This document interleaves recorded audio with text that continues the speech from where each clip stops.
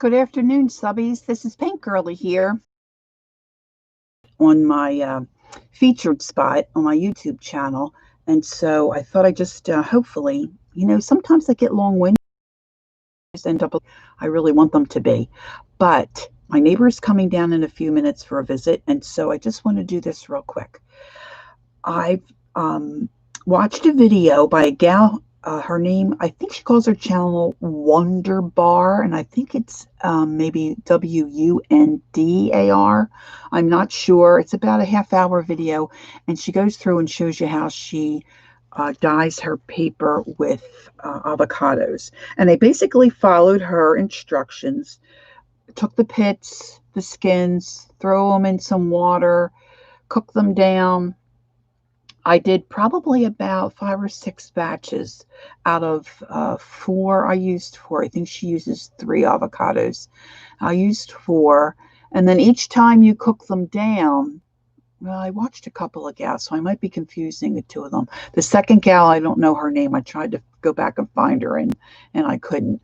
Every time she does a second boil or makes more liquor, avocado liquor, if you will, she cuts the pit in half and cuts her skins in half, throws them back in the pot, covers it with 8 to 10 cups of water, cooks that down a couple of inches, cook it on, for about an hour and a half, 2 hours, and keep checking the color of the liquor. And that's basically what I did. Now, I then also, like the Wondubar gal, I don't know her name, she then baked them in the oven. I generally don't bake my coffee dyed paper, and I thought, well, let me try it. Gosh, it dries so much faster. When I do my coffee dyed paper, I have paper everywhere. It takes hours for it to dry naturally. So I did that. I also had watched, many weeks ago, Mrs. Cog, and she dyes her paper in coffee or tea, and then she bakes it in the oven. But she bakes it 1 sheet at a time. So the Wondubar gal, she did hers a little differently. So let me just show you what I did. I put in some paper doilies. Now these I left to sit for quite a while, because the video I watched yesterday, she said cardstock, index cards, and different types of paper like that really need to sit and soak a little bit longer. So these really didn't get a whole lot of color. They just have a slight hue of pink, which is fine for my purposes. This sky, of course, got a little more stained. And then I did pop these in the oven and dried them off a little bit. But I think they turned out really cool. And I was going to get out a piece of white paper so you can see a comparison here. The white paper to the pink. It's a beautiful pink, vintagey pink color. So I'm very happy with the color. And then I did some graph paper. Now the graph paper I basically just dipped in and out. Wondubar, she dipped in her, I was going to say slices, her pieces of paper. She just dipped them in her bath, pulled them out, and she stacked them on her counter 4 at a time. And then that's how she put them in the oven. I stacked them inside my liquid because I thought, well, why stack them on the counter? I could stack them in the liquid. I put them in individually, but then I stacked, 4. I tried 6 sheets.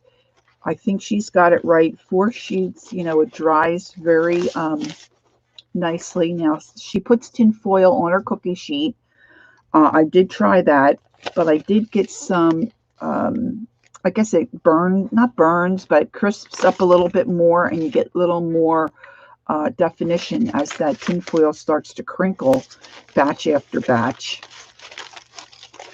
And of course, some of them on the bottom burner, I left them in a little too long, and I had some of this happen. And now she used her oven at 350. So that's what I did. But for overall, these turned out, fairly well. And like I said, these were dipped in, dipped out, not dipped out, pulled out. And, I should do the white paper so you can see the difference. So that's what I did there. With with my graph paper, so I'm very pleased with that. I'm running out of room here to stack my stuff. These are other ones that were just put in the water, the avocado liquid very quickly in. Stacked 3 or 4. Well, I think I did 4 to 6 in most cases. I put them on a cookie sheet. Now, I do have a couple of insulated cookie sheets. I didn't use tin foil on those. And on some of them, I would go in, like, say, I guess they were in the oven anywhere between 8 and 10 minutes. And be careful when you open your oven door, because one thing I didn't think about was it creates a lot of steam, and that puff of steam really hit me in the face. So be aware of that. I was not aware of that. So that might be a helpful tip for you if you're going to do this. And you can see what a nice pink they are there. And then I would flip them. You know, sometimes when you're baking cookies, you might flip your trays. Well, I just, I kind of have asbestos fingers. So I would just pick up the corner of the paper and flip the whole stack over, pop it back in the oven for another 4 to 5 minutes. Now these here, you can see, I think I put some in the avocado liquor, and I left them sit while I was waiting for the other paper in the oven to dry. And so these were in the liquid probably a good 5 minutes or so. And the color is much deeper, of course. And it's very pretty. I think for journals, the lighter might be better. But this would give you, especially if you were doing an all pink project, this would give you some variety. I did not get, when I looked online, and particularly in Etsy, I did not get any dark edges. I'm not quite sure how folks get those dark edges. Although I did drain off a lot of the liquid when I was putting them on my cookie sheets. I think everything else is about the same. I did some little color book pages that I like to, little like old calendar pages that have, they're Joanna Basford, and they have little drawings on the side, ones that I haven't used. And I dipped some of those. I didn't bring those out here to show you. But you can see here, I think, the difference, the variation in the color of just in and out, and then say like 5 minutes. I didn't do any super dark paper. But here you can see on the tin foil, I did get a pattern, which I think is kind of cool. So I think it would be fun to try some other things. My back is really not in very good shape today. See, here's where the tin foil started to crisp up a little bit. And I think from the drippings of previous batches, and the probably the avocado juice kind of built up. And I would imagine it has a certain amount of natural sugar, and that caused me to have some burnage. But all in all, I'm very pleased. I got a lot of paper done. I did 8.5 by 11, which is what I've been showing you. And then I have some 8.5 by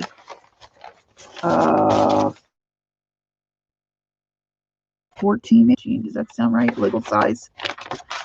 There's another piece. It's got some. That's just from the tin foil. So, of course, I'm wondering, I wonder what it would look like if I soaked some leaves or some spices. Now, on some of my pages, I don't know if you notice, there's a little bit of, like here, I don't know if you can see it really very well. There's a little bit of crustiness. But that's just the, you know, when you drink a natural juice, how you just get those little bits from the avocados boiling down. And it doesn't really brush off too much. It looks cool on there. Just looks natural. And like I said, this is all just more variations of the same. You see, this one really got crispy from the tin foil. And I'm probably wouldn't necessarily use the tin foil, but a couple of my cookie sheets are old, and you know how they get that dark, crusty look. And so I did do the tin foil. But it really does look kind of cool. And like I said, the other ones I put on my insulated cookie sheets, and I didn't have a problem with those at all. I didn't have anything crisp up or get real dark. And the weight of my paper, I get it all mixed up. I pull some from this pack, pull some from that pack. So it's between 20 pound and 24 pound. This is graph paper. The lines stayed on, and this is very lightweight. But yeah, I think they turned out really great. So the other experiment that I did, this was yesterday. I watched Rosemary Morris, who has a YouTube channel, and she does a lot of really fabulous things. And Rosemary is just very clever. And I'm sure this particular process is not her idea. Oh, let me tell you this. I did put in some old book pages, but these were already old looking. This is an old issue of Anne of Green Gables. And this didn't really do too much to this type of paper. I was going to put some other book pages in and see what happened, but my back is really not good today. So I'm going to put that on the back burner and try that another day. The one thing, one of the gals I watched said, if you're not going to use all of avocado juice at one time, put it in the freezer. So I did freeze some pits and some skins that I hadn't used because I had to think 8 or 9 avocados. And so I'm going to freeze the rest of my juice for when I have a day when my back is cooperating a little more. But yesterday, I decided to try this project that Rosemary Morris did. And she used a product called Citrasolv. It's a cleaner, a natural cleaner, if I understand it correctly. And I had not done this before. I just watched Rosemary and did what she suggested. I got mine from eBay. And that has not arrived yet. And I got one in the mail a few days ago, and someone, I think it had a gift tag in it. It said, this is a gift. Now, I don't know who would send me Citrasolv as a gift. Nobody's fessed up to it. But here it is. Now, if I was doing this over again, there are a few things I would do differently. Live and learn, right, kids? So Rosemary used National Geographic pages. She said that these is different in the newer issues. So you want to use issues that are from the 70s or older. And she recommended that you take out any ads because the ink is different on the ads than it is on the pages of the book or the magazine. And she recommended if you had a squeeze bottle, a hamburger or ketchup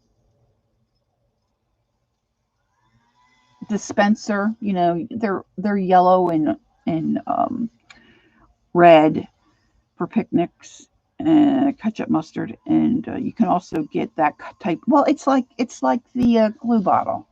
It's this shape and it's got a nozzle like this on it, and you can buy those also. I think probably at the dollar store or in the candy department, not the candy making department in your craft store. Or you can just poke a hole in the top. And that's what I did because I get over anxious. I can't wait for anything. And so I made it like a little salt shaker. I think I would have just done one hole, but I did several little holes so I could just kind of shake it onto the paper. And what Rosemary did was just stacked up her pages, shook some on, moved a page over, shook some more, moved a page over. And then by the time she was done her stack, she went back through and she had these amazing pieces of paper that could be used for art. And so I had to try it. I don't know why this stuff intrigues me, but it does. So a couple of things. It is messy. I don't like wearing gloves. You can see how horrifying my nails look between not being able to get to the salon these days and then messing around with this project. My hands look really beat up, and they are. I did not find that the Citrasolv smelled as potent as I thought that it would. Of course, I was thinking I would have some left over to do some cleaning with. I did not. I have another stack of National Geographics sitting on top of my trash can that I did not get enough product on to move the ink. So that's one thing I would suggest, that you maybe work in a tray of some kind, unless you don't care about your work surface. It cleaned up real nice for me, but I'm on a glass surface. So be aware of the surface that you work on. I don't think it would damage anything because I believe it's natural. But it makes a mess. And make sure that you put plenty of product in between each page, because I had several pages, and you'll see as we go through. I want to check my time, 15 minutes. Okay, my neighbor's going to be coming down. So I got to skip through this pretty quickly. But these were just pages I picked out of National Geographic. Mine were 1977. They had a very strong musty smell. I couldn't use them for anything else. I purchased them online, and before I realized how stinky they were, I had to rip them apart. So I really couldn't do anything with them. Now you can see this one here where nothing happened there because I didn't get any Citrasolv there. And you can see the leaf patterns of the original picture, and that the ink was just starting to move. But I did not have enough product on this. So I would recommend you buy the biggest bottle of Citrasolv that you can afford, because it's not cheap. And be somewhat generous with it. Now, this is a person's face. You can see the top of her hair. And I wasn't too selective with colors. I just kind of dumped it on any page that came up. And then when Rosemary was doing hers, she stopped her video and said, I'm going to go take these outside. They'll just dry in a few minutes, and then I'll come back and show you the results. And I thought, the way that stuff looks, it's going to be longer than a few minutes. But let me tell you what, it was kind of overcast here when I did this. And I thought these are going to take forever to dry. And they were dry in almost seconds. I just dropped them all on my grass. And by the time I see now on this side, it didn't have enough. It didn't move any of the ink. They dried really fast. And I left this in the batch so I could show you. You can see all the images, and it just started to move some of the ink. But when I pulled some of them up, I was amazed at the pattern. It almost looked like they were in a rainstorm. And I'm really thrilled with a lot of them. Like I said, I still have a lot. See, here's one side didn't get anything done. I'm amazed at some of the patterns. Now, this one I swooshed around with my plastic glove that I decided I didn't want to wear. And I think this looks like something under a microscope in a lab.